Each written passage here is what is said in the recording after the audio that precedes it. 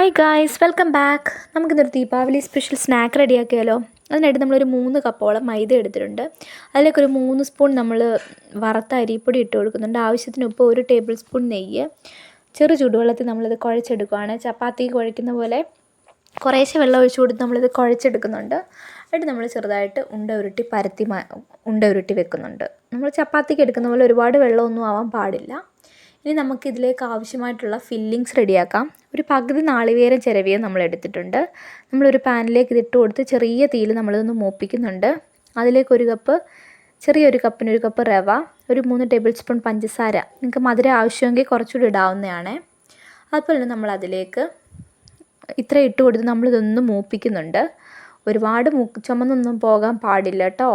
ഇനി ഇതിലേക്ക് നമ്മൾ ആവശ്യമായിട്ട് കുറച്ച് ബദാം, പിസ്ത, കാഷ്യൂനട്ട് ഇത്രയും സ്ലൈസ് ചെയ്തെടുത്ത് വെച്ചിട്ടുണ്ട്, അതിട്ട് കൊടുക്കുന്നുണ്ട്.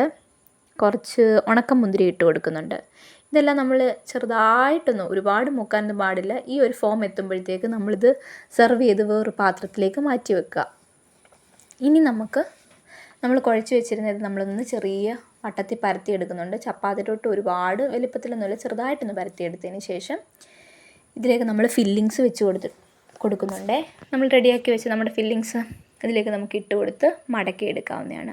നമുക്കൊരു അച്ചുള്ളതുകൊണ്ട് നമ്മൾ അതിലേക്ക് ഇത് വെച്ചിട്ട് ഫില്ലിങ്സ് ഇട്ട് കൊടുത്ത് ആ അച്ചിൻ്റെ ഒരു ഫോമിൽ കിട്ടും. ഇത് തികച്ചും ഓപ്ഷണലാണ്. നിങ്ങൾക്കിതില്ലെന്നുണ്ടെങ്കിൽ നിങ്ങൾക്ക് ഇത് ഉണ്ടാക്കി നോക്കാവുന്നതാണ്. ഫില്ലിങ്സ് വെച്ച് നിങ്ങൾ ജസ്റ്റ് മടക്കി എടുക്കുക. അരികു വെച്ച് നിങ്ങൾ നന്നായിട്ട് ടൈറ്റ് ചെയ്ത് കൊടുക്കണം, കാരണം ഇത് എണ്ണയിലിട്ട് മൂപ്പിക്കാനുള്ളത്. അപ്പോൾ നമ്മുടെ ഫില്ലിങ്സ് എണ്ണയ്ക്കകത്ത് പോകാൻ പാടില്ല. അതുകൊണ്ട് നിങ്ങൾ അരികു നന്നായിട്ട് ടൈറ്റ് ചെയ്തെടുക്കുക.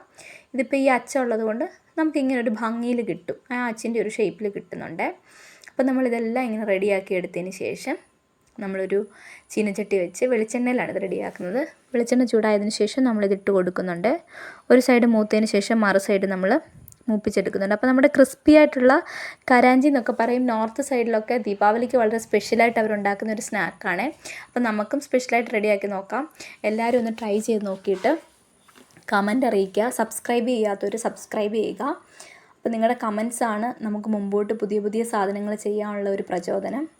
അപ്പോൾ എല്ലാവർക്കും നമ്മുടെ ഹാപ്പി ദീപാവലി. അപ്പോൾ എല്ലാവരും ട്രൈ ചെയ്ത് നോക്കിയിട്ട് കമൻറ്റ് അറിയിക്കുക കേട്ടോ. Okay, bye bye, take care.